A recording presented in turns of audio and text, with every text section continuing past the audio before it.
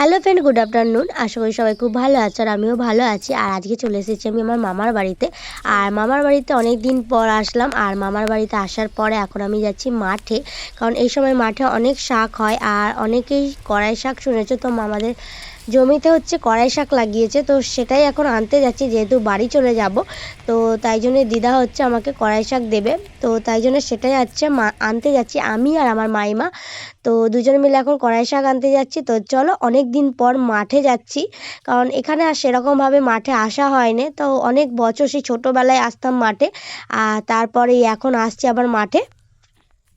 তো আর এইদিকে দেখো কড়াই শাক কত সুন্দরভাবে লাগানো হয়েছে জমিতে। প্রায় বেশিরভাগ জমিতে হচ্ছে তোমার হচ্ছে কড়াই শাক লাগিয়েছে। আর এইসব সব জায়গাতে হয় না, অনেক জায়গাতেই হয়, কিন্তু আমাদের ওইখানের মাঠে এইসব কড়াই শাক আরে হয় না। তো এখানকার জমিতে হচ্ছে এই শীতকালের সময় কড়াই শাক হয়। আর এখানে কড়াই গাছগুলোও যে হয় সুটিগুলো খুব সুন্দর খেতে। কাদের কাদের ওখানে এরকম কড়াই শাকের গাছ আছে অবশ্যই কমেন্ট করে জানিও, আমাদের দিকে এরকম নেই। তো যাই হোক, এখন হচ্ছে আমি আর আমার মামিমা মিলে দুজনে হচ্ছে কড়াই শাক তুলছিলাম। বেশ গল্প করতে করতে জমিয়ে অনেক দিন পর দুজনে মিলে কড়াই শাক তুলেছি।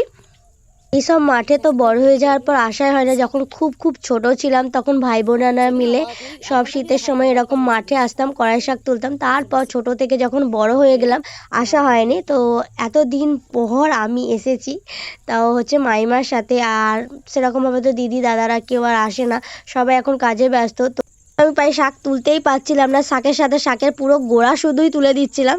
তো যাই হোক, অনেক কষ্টে আস্তে আস্তে ধীরে ধীরে একটু একটু করে শাক তুলে, এই যে দেখতেই পাচ্ছ এতটা শাক তোলা হয়েছে, এখনও বাকি রয়েছে। তো একটু একটু করে শাক তুলছে। আর ওই যে দূরে দেখতে পাচ্ছ বাকিরাও সবাই হচ্ছে শাক তুলছে। যে যার জমিতে হচ্ছে শাক এরকম ফেলে রেখে দিয়েছে, তো সবার জমিতেই শাক হয়েছে। তো সবাই অল্প অল্প করে তুলছে, তো আমরাও তুলছি আর কি। তো আর এই শাকগুলো খুব সুন্দর মিষ্টি খেতে হয়, বেশ ভালোই লাগে। কাদের কাদের ওখানে হয় অবশ্যই কমেন্ট করো একটু, আমাদের ওখানে তো এইসব হয় না। তো যাই হোক, এইদিকে দেখতে পাচ্ছ সব চারিদিকে ধান কাটা হয়ে গেছে আর তলাগুলো রয়ে গেছে, তলাও কাটা হচ্ছে।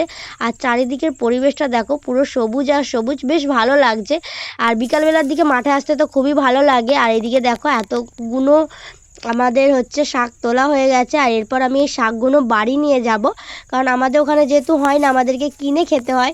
তো তাই জন্য যেহেতু বাড়িতে দিদাদের গাছের হয়েছে, তাই জন্য গাছ থেকে তুলে নিয়ে যাচ্ছি টাটকা টাটকা। আর এদিকে ভীষণ পরিমাণে রোদ ছিল, তো অনেকক্ষণ ধরে শাক তুলছি। আর এসেছিলাম 4টের সময়, তো এদিকে পুরো ঘেমে গেছি পুরো। তো এখন একটু বসে বসে রেস্ট নিচ্ছি, আর একটু পর হচ্ছে বাড়ি চলে যাব। তো এইদিকে অলরেডি দেখতেই পাচ্ছ এতগুলো আমাদের শাক তোলা হয়ে গেছে। তো যাই হোক, এরপর আমি যাব বাড়ি, কারণ আমাকে গিয়ে আবার শাকগুলো নিয়ে রেডি হয়ে আবার বাড়ি যেতে হবে। তো এই যে দেখতে পাচ্ছ আমাদের পুরো ভর্তি করে শাক তোলা হয়ে গেছে। এখন আমি ফিরছি মামার বাড়িতে।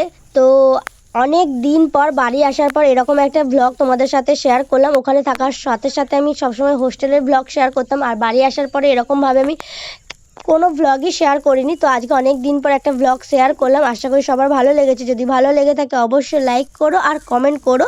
যারা আমাকে সত্যিই ভালোবাসো, যারা আমার ভ্লগের অপেক্ষায় থাকো, সত্যিই তারা একটু কমেন্ট করে দিও, তো আমার খুব ভালো লাগবে।